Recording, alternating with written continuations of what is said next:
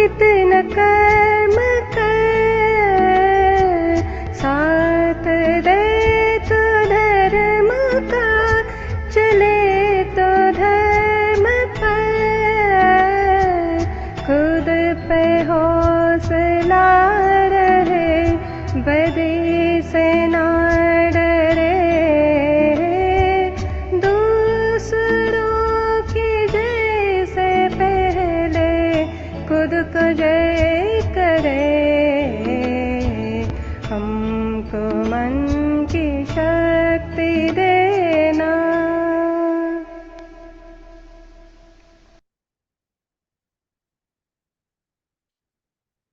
Good morning, all.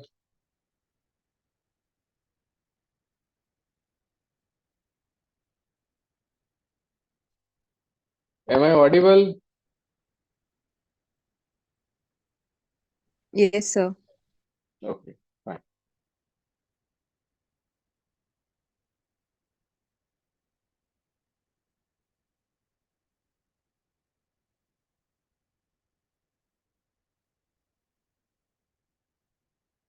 We give tribute to our master Samuel Hahnemann with the blessing of Hahnemann.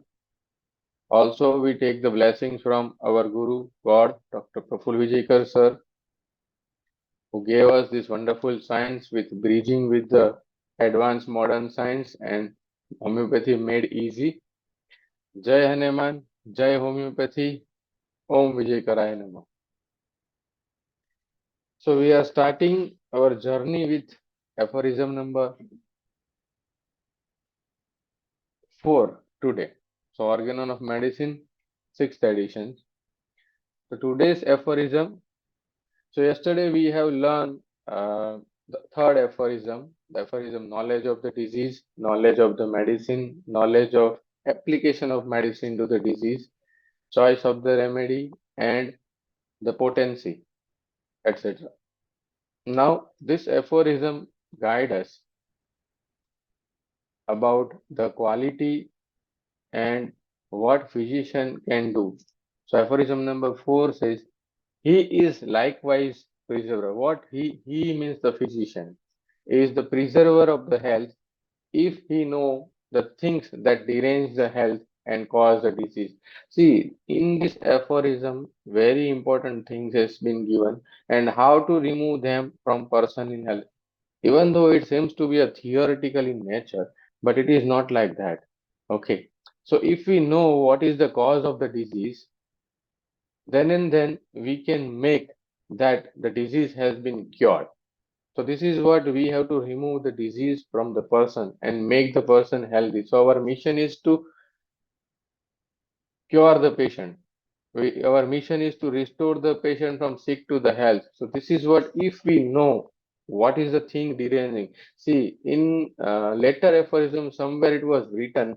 I didn't remember the aphorism number. It was in somewhere footnote that the cause of the disease is not small things like bathing or lifting weight or some of the mild emotional ailment, but the cause lies in the interior. So same way what Vijay sir told us in the recent era that there is the cause. Cause is there in the genetic code. A cause is there in the mind of the cells. So if the mind of the cell is disturbed and if we pursue that cause, then and then we remove the disease from the person. So this is the things what Master Hahnemann told us. If he knows the thing which derange the health and cause the disease and how to remove them the person. Ah, yes, doctor. It was in 187. Thank you, Dr. Raj. And today, the fifth aphorism is a very important aphorism of our organon. The useful to the physician in assisting him to cure are the particulars of the most probable exciting cause of acute disease. So in the acute disease, the exciting cause is the important. And also the most significant point in the whole history of the chronic disease to enable him to discover its fundamental cause, which generally due to chronic myelin. So very precisely, Master Hahnemann has told us that in acute disease, you need to find out the probable cause exciting cause is the only things. And in a chronic disease, you need to find out the fundamental cause. And in chronic disease, in this investigation, what you have to look into consideration. So, especially in a chronic cases, what is to be considered? So, Master Hanema is very precisely given each and every aphorism to understand. So, in this investigation, means in a chronic cases, the ascertainable physical constitution. The physical constitution denotes that it is a genetic structure of the persons, of the patient, especially when the disease is chronic. His moral and intellectual character, this is called as the genes of the mind. His occupation, mode of living, and his habits, this is what he developed from his occupation, mode of living, and habit gives you a characters. Okay. Then his social and domestic relationship, very important aspect of the social and domestic relationship that guide us that this constitution could be like this. So, for example, in when we learn a remedy platina, so what was the social and domestic relation of the platina? The platina is very, very egoistic in their nature. So in the society, his name is so high. He is very haughty, but his relationship is disturbed. So what kind of relationship? Whenever they having some problem or they having issue in the relationship, they directly cut off the relationship. So this is very important aspect of the aspect of the patient in this investigation. Again, the age is most important, and many a times most of the psychotic disorders are cured with the history of sexual function. So if you know the proper history of a sexual life, this is what the hidden part of the man. So if you know this, the all the psychotic patient will be cured from this. So etc. are to be considered in two. So this is very important aphorism in this. In acute, only exciting cause; in a chronic, the fundamental cause, and the whole demeanor, physical, mental, and his social demeanor has to be counted into considerations. So we are starting with our theory of separation. Yesterday I told you I show you the chart. This is the chart. Start from the bottom line. The bottom consider the layer one. It is made up of the ectoderm, the outer covering, the skin, the cornea, conjunctiva, lips, palates, ear, sweat glands, and parotids. The second layer is made up of the endoderm. It is consists of the inner lining of the upper respiratory tract, GI tract, genitourinary tract, bile ducts, liver, and cells. And third layer is mesoderm connective tissue. It is consists of the connective tissues like the bones, joints, muscles, cartilage, and dermis. The fourth layer is the organ of mesoderm arising from the mesenchyme, the cardiovascular system, heart, kidney, lungs, blood, lymph. Fifth layer, it is consists of the Apod system, amine precursor, decarboxylase. It is made up of the hormone system, endocrine, and in endocrine, the special functions of the particular gland is divided into this. So these are the pancreas, thyroid, pituitary, adrenal, testes, and ovaries. Above that, the sixth layer is the CNS, specifically SNS, peripheral nervous system, and central nervous system, somatic nervous system, and neural plate. And the last one, the genetic code. When the change in the genetic code due to mutations, it can be governed by the genetic code of the cells, and it is the seven. So this is what the seven layer of separation. And when the disease is travel, it travel from layer one, from bottom layer to the top layer. And when you are prescribing a medicine, which medicines is right simillimum, then the patient's disease travel from the above downward. That means from the seven layer down to the first layer. So this is what the cure progression. So we are going with the theory of separations. So we'll start with chapter.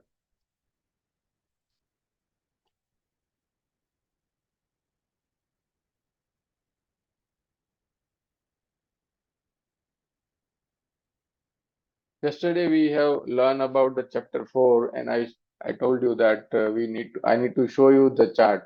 So this is what the chart. The human being has essentially a 7 layer of suppression. We saw this chart denoted in the chart in order of importance from down upward.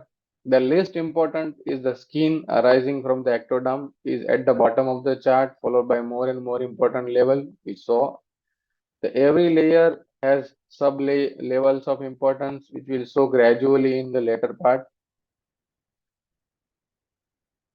Emotions, attitude, behavior, anxiety, delusion, etc. are arising from the secretion in the limbic systems and which is varies with the varying biochemical reaction at the humoral level and neuroendocrine level. So it is governed by the neurotransmitter like serotonin, norepinephrine, ACTH, enkephalin, endorphin, etc. secreted or depressed at that level in different proportion, giving rise to different individual, and this helps us to individualization. But it is an emotional mind. Then the mind, the seventh layer of separation, the mind is not actually the emotion of the love, anxiety, and illusion and delusion, and illusion is so affection of the mind is affection of the basic code of the cell. It is called as mind of the cell. So every genetic code are governed by the mind of the cell, particular in a particular cell. So there are two types of the cell. The basic cell code common to all cells, either plant, animal, or man, and inherited genetic codes giving rise to individualization and which is inherited from the parents and the parent to their species.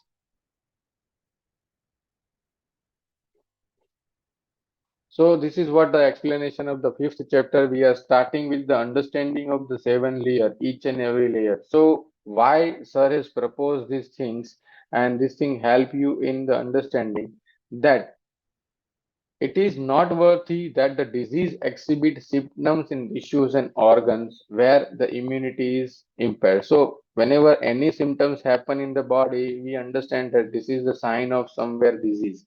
And disease is nothing but impaired immunity. So this is what we all know from our medicine knowledge. So a person having impairment of the immunity in respiratory tract shall show the tendency to cough, cold, catarrh. So it is what something that wherever the particular part is weak, particular part immunity has been weak. So it can either develop an inflammatory problem or it can develop a constructive problem or it can develop a destructive problem depending upon what miasm person is defending with. So if this impairment of the immunity shift to GIT, say for example, person is suffering from respiratory tract and immunity shift to GIT, then he will suffer from diarrhea and dysentery and frequently. So this impairment immunity at local cellular and tissue level produce the toxins which are transported higher and higher through the 7 layer by what is called as active cell transport. So whenever you have to climb up, you need energy. But whenever you have to go down, the gravitational pull will lead you naturally. So this is called as a passive gradient when you go down, and when you go up, it is called as the active gradient. So in active gradient, active cell transport, you need energy. So this active transport through the cell is done with the help of intrinsic and extrinsic protein in the cell wall, and this active transport as a rule against the gradient, and hence it requires the energy. So this energy is taken from our body is made up of the proteins and ATPs. So this energy is taken from the ATP, adenosine triphosphate, from the mitochondria, which is located in every cell. Thus, every time the disease is suppressed, the toxins are pushed upwards. Whenever a disease is going up, the toxin push.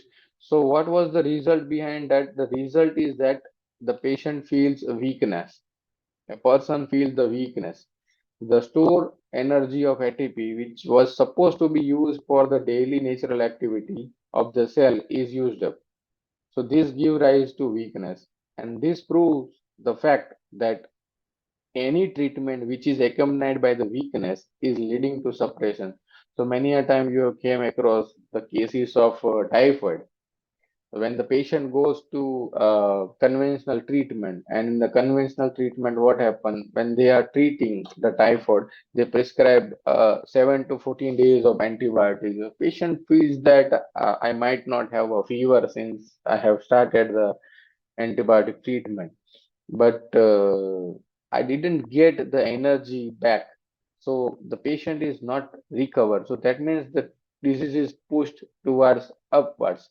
And what happened after the month pass after a typhoid, the patient is complaining you that I have hair fall and everything. So this is something that the toxin transfer from the endoderm to the dermis, and in the dermis it started hair falling. So whenever you read some complication from the medicine book, so you have to look into consideration that which layer is primarily patient is suffering from, and the complication leading to which layer. Either the complication leading to shift of miasm, or either the complication leading to the shift of the layer. So that is what you have to understand. This is what beautifully sir has mentioned. So when we any treatment which is accompanied with the weakness leading to suppression, and if any treatment which produce a sense of well-being by pushing the toxin downward, so that means it is the activation of the passive gradient or the natural gradients, by enhancing already existing nutritive gradients, is proceeding toward the cure. So we will see this in another book later. It was explained in Sir's book only. So hence, a partially similar drug shall remove the symptoms but produce a weakness, and only right constitutional simillimum shall remove the disease and remove the weakness, giving a desire and stamina to work. So whenever you are prescribing any medicine to the patient, the first question to be asked in the follow-up is, how is your desire to work and the stamina? If the patient says that I feel better, I need to do work and my willpower is get back, I need to work, I went to office today morning, yesterday I had a fever in the night, you prescribed some dose, and today morning I wake up early and I started working. So this is something that the patient is curing. Desire to work and stamina to work and to perform daily core are the most important parameters in any kind of homeopathic treatment. So this is very important in the follow-up. Now we will elaborate each layers one by one. So the first, the chart of 7 layer of suppression is the only compass which when applied can distinguish a right simillimum from a wrong simillimum. So this is very important. Many a time what happen in our clinical practice when we are practicing in day out or the many years of practice, we know that our medicine have power to cure, but what medicine has done, we didn't know. So if we know these things, we need to have some parameters, and that parameter is governed by this chart. So if you apply something, why we need to learn this book? Because what is to be done in follow-up? So many a time when we go to the seminars and lectures in the college and everywhere, so they shows the beautiful case with the rubrics and everything, and after that they show the patient is cured, but actually the follow-up is most important. So a follow-up tell you that either you are going in the right direction or either you are going in the wrong directions. And to know these directions, we have a scientific elaboration that this is based on this science, embryology, immunology, and modern medicines with the help of the Haring's law. So this is the tool to understand that you are going in the right direction or wrong direction. So this is very important in follow-up. So it is only means of ascertaining whether homeopathic prescription is curative or suppressive. This is very important. The first stage of the disease, I request all the participants, if in between a meeting is ended, we will continue this again. So log again, okay? Because we are using Zoom free version. First stage of the disease suppression. That means the layer one. The first stage of the disease suppression is impaired immunity on the surface, which is called as ectoderm. So Dr. Hahnemann says the origin of disease is in sora, and Hahnemann has mentioned that the sora arising from the skin, and that is the symptoms which is itch. So when immunity is impaired at the ectoderm level, the disease is said to be in its first stage. It is relatively the outermost and the least important organ of the body. When immunity at the cellular level here is low, the fighting power against bacteria, virus go down. So opportunistically, any infection can happen to the body. This gives opportunity to this bacteria to attack the cell and tissue and reside here, and then inflammation follows. And these ectoderm derivatives are now said to be the dysfunctional and hence disease. So we need to understand this layer by understanding the embryology. So in embryology, when the cell is fertilized, ovum and the sperm met and the fertilization happen, then reproduction has been started. From single cell to the double cell, then four cell, then eight cell, 16, 32 and 64. This is called as blastocyst. Then blastocyst has been morula and blastocyst. Then blastocyst has been implanted into uterine cavity. After the implantations, this is going into differentiations into three germ layer, and this giving rise to the whole structure of the human body. So the first germ layer, it is outer covering. It is ectodermal derivatives where the disease may begin. So ectoderm give rise to a skin. Epidermis, outer covering of the skin. The inner covering is composed of the mesodermal origin, which is dermis. So outer covering, epidermis, it produce when it is attacked by the bacteria, virus, or any toxin, it produce a different kind of the disease like eczema, fungal infections, bacterial infections, streptococcal, staphylococcal, non-specific boils. It is to be remembered here that the psoriasis is of a dermal origin, having its effect on the epidermis. Lichen planus similar, and the leukoderma also a restriction of the melanocytes, which origins belongs to the hormonal system because the melanocytes is governed by the melanin system, and the melanin is stimulated by the pituitaries. So this is what you have to MSH, melanin stimulating hormones is stimulated by the pituitary. So it is governed by the Apod system. So leukoduria seems to be looked on the skin, but it is governed by the fifth layer. So the leukoderma is a disease of the fifth layer, not the first layer. Okay. The second part is the anterior epithelium of the cornea, anterior epithelium of the conjunctiva, and epithelium of the iris. This is the outer covering. The lens of the eye means cataract is there in the first stage. Okay. So many a time patient come with the operation of the cataract. That means what? It is a separation from the first layer to the another layer. So in the olden age, whenever patient says I was better till I have a cataract operator, after cataract operator, many disease has been started, but it is a slow and gradual process. So you have to look into past history, what actually has happened before that. So lens of the cataract means cataract is the first stage disease. Then hair, not hair fall from the root, the outer hair. So the consistency of the hair is changed. It is the ectodermal in origin, whereas the hair fall from the root, it is the mesodermal origin. So structure of the nail has been changed. So outer nail, it is also a ectodermal in origin. Enamel, the covering of the teeth, it is also ectodermal in origin.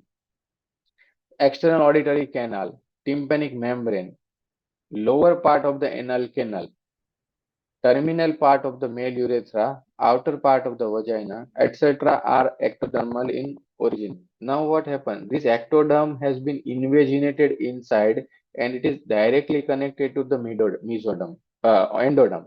So in endoderm, the epithelial lining of the internal organs started. Okay, specifically in the male urethra and specifically in the vagina. So lips, cheeks, gum, outer part of the tonsils are the ectodermal in origins. age, the infant and children suffer predominantly from the disease of ectoderm. We have seen most of time the children born after 1.5 months, the children having some spot on the cheek. So this giving rise to the process that this is something ectodermal immunity has been impaired.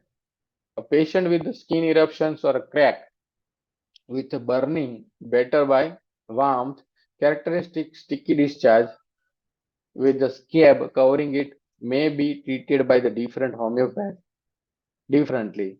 One will prescribe graphitis 30 because of the sticky discharge, the other will give miserium 30 looking at the scab, or the third will give sulfur just because the patient has psora and has burning.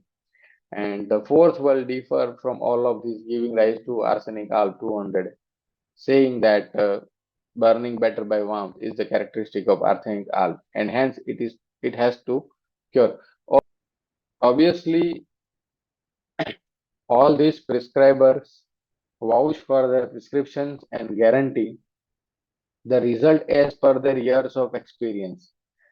Certainly, the follow-up after a month is encouraging, with the skin eruption receding and finally residual eruption still remaining. The patient is told to increase the dose from 3 times a day to the 4 times a day, failing which the prescription hike up the potency of 1000 to 10 m, then cm, or change to frequent repetitions of 50 millisieverts. Lo and behold, the patient, after all this hammering, is bound to be free of the initial complaint, barring perhaps or a few symptoms which have cropped up like indolence, sleep disturbed by fearful dreams, and the bowel not clear. The patient is extremely happy. Patient is extremely happy that his homeopath has got rid of his chronic ailment, which his allopathic counterpart was not able to achieve. The homeopath is also happy at his success, and more so that his way of practice is result oriented. Few years later, the same patient, now having full faith on his homeopath, blames pollution for his rhinitis and promises to cure him as he did his skin. Either Allium cepa or Furacea or Arum prophyllum or Solanum lycopus is repeated 3 to 4 times a day for the number of the days to find the patient again free of the sneezing and coryza. A few days later, the patient comes with the cough and a superadded breathlessness. Now, patient is consoled by the homeopath as being a victim of hereditary asthma, which his father or mother ought to have suffered. Or else, your patient could have suffered from the tuberculosis, if not asthma, is the vain argument put forth by the homeopath. Some patients, especially children, after treatment for the skin eruption may develop acute spasmodic pain in abdomen instead of respiratory tract problem. Some children, after having been treated for acute catarrh with homeopathic drugs or antibiotic, may end up with the relapsing diarrhea or urinary tract infection. The disease has now traveled from ectoderm to the endoderm. This is the journey from ectoderm to the endoderm. So, you have understood the first layer. Now we have to understand the first layer having a three defense mechanism. There must be some inflammatory defense mechanism, the constructive defense mechanism, and the destructive defense. So there is a shifting from miasm also, even though layer remain the same. Okay, we will continue the second stage of disease tomorrow. Any question till now? So we will have a discussion for the 10 minutes.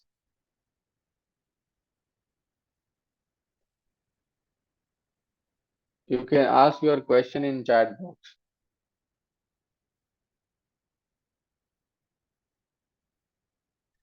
because we have a limited time to explore everything. So I am limiting the reading for a particular time period. Does every allopathic medicine suppress if taken once? See, first and foremost thing, Dr. Priyol, very good questions. First and foremost things we have to understand that allopathic medicine is based on the law of contraria contraris curanda. That means it is based on the antipathy mode of treatment. And what happen in antipathy mode of treatment? They are not considering the defense mechanism of our body systems, which is taken care. Once in a while, if the disease is in a physiological state, our body is trying to cover it by the physiology or adaptations, then our body take care. Then no suppression will happen. Okay, but our body is not adapting to such an way because of lot of bombarding of the allopathic treatments and that suppress, then disease travel from the lower layer to higher layer. Hope you got your answer, Dr. Priyu.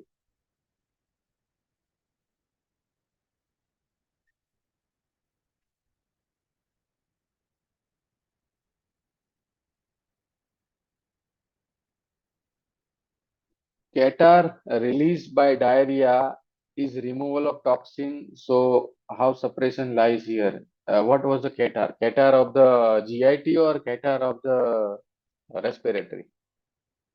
Dr. Harnika.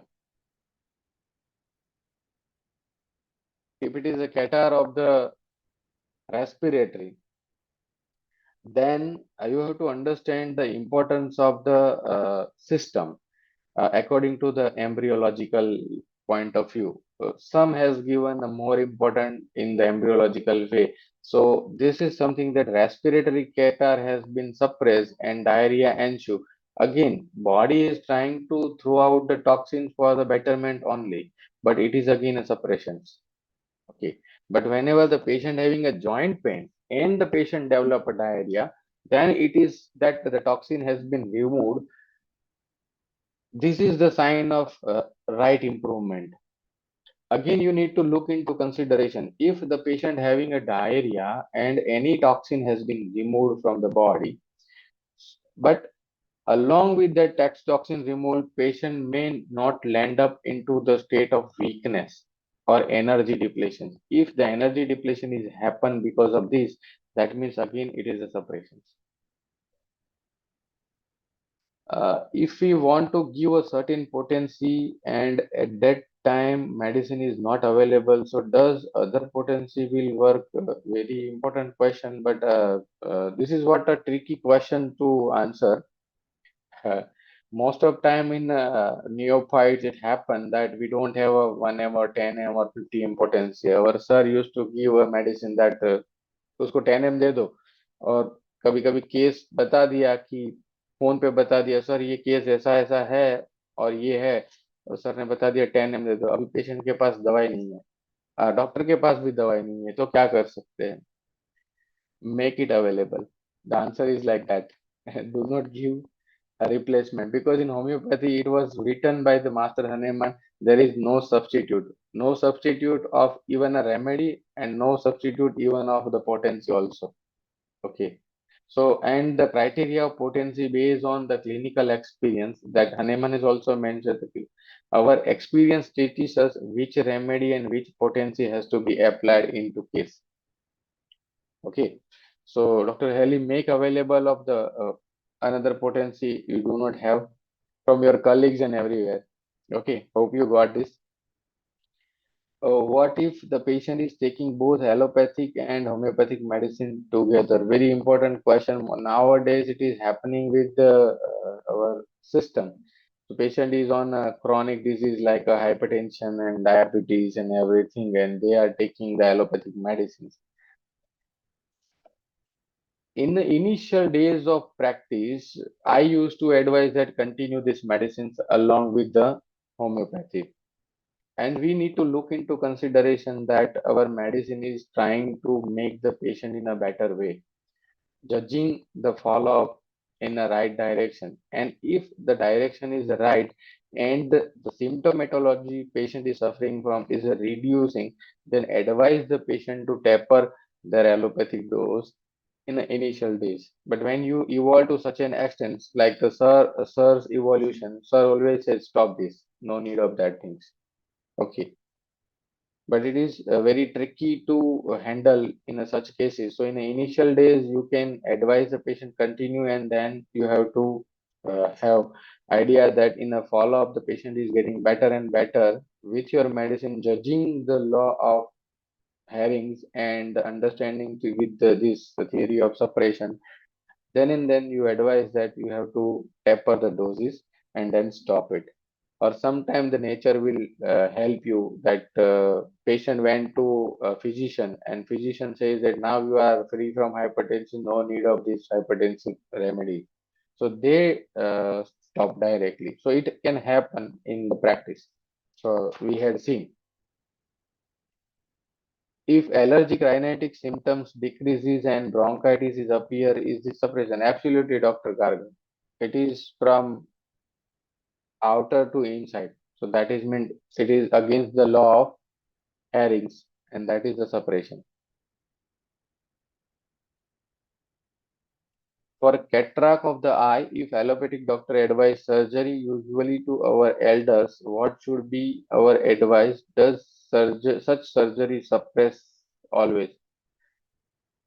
First and foremost things, Dr. Priyul, we need to treat the cause of the disease. What in the aphorism number 4, he is a likewise preserver of the health.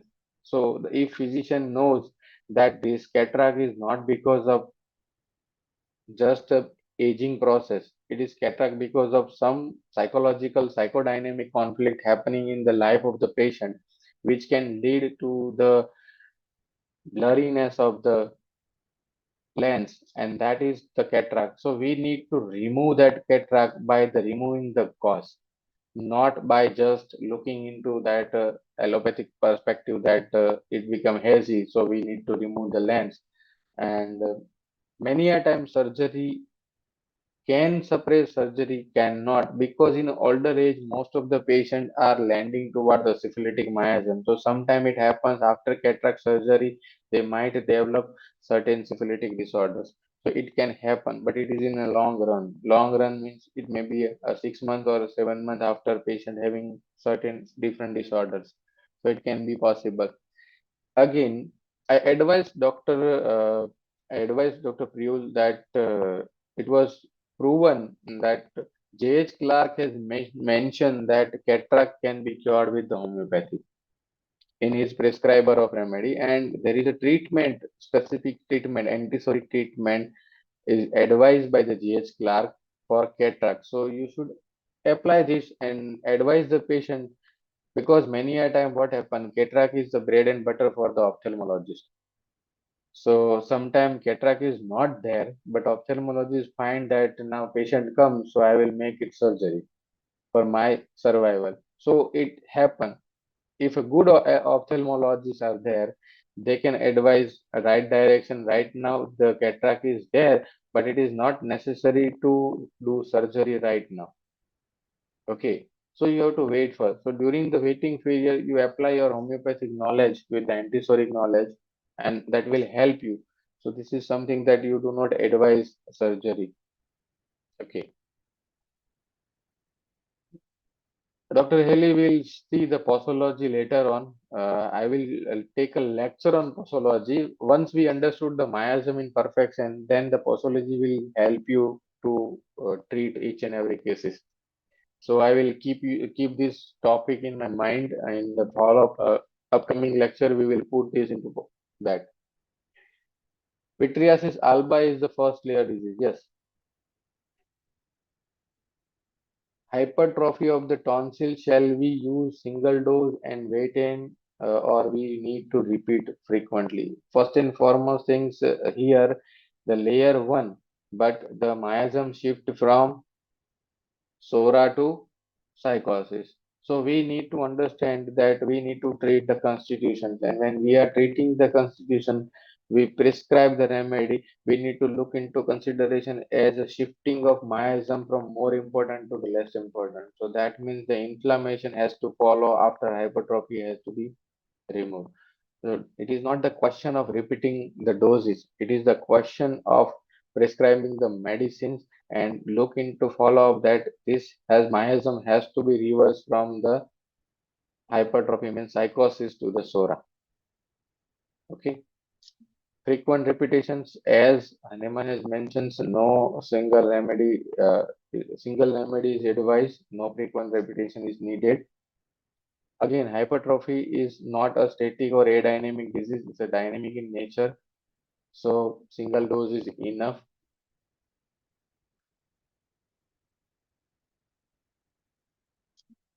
Dr. Chitra, it is not like that. To clear each layer, we require different remedies. No, it is our. If you are considering the whole aspect of the man, then a single remedy will take care to certain extent. Whenever there is an acute exacerbation, you require some complementary remedy for the acute exacerbation, unless and until it is deteriorating to the state. Otherwise, no repetitions or no other remedy to clear each and every layer. That is not advisable. In acute case of the pain like dysmenorrhea, how to repeat doses or how much time should we wait? Okay. As per the potency and in acute cases, so it was advised by the Master Hahnemann that in acute cases of recovery phase or a short durations or a spasm, okay, so in that case, a single dose is enough to get rid of these things. But if it is a more urgent cases, so in that case you need to repeat the dose either hourly, 2 hourly, 6 hourly, or sometime in the most urgent cases you need to repeat in 15 minutes span also. So this was advised by Master Hahnemann in later aphorism. So in acute cases you should apply. You have to understand and you have to educate, especially in dysmenorrhea cases. Dysmenorrhea can be a two variant. One is a physiological and one is a pathological. If it is a physiological, you have to educate the patient. It is because of the cramp of the uterus and it lasting for the 2 or 3 days. No need to worry about that. You have to do conservative treatment like the hot fomentations and everything, and little exercise that will help you to remove the spasm. But if it is a pathological, then directive of treatment is to treat the cause. Okay. Is hair fall from the root is endodermal origin or mesodermal? Hair fall from the root from the dermis. So dermis is the mesodermal in origin. No endoderm is involved in hair fall.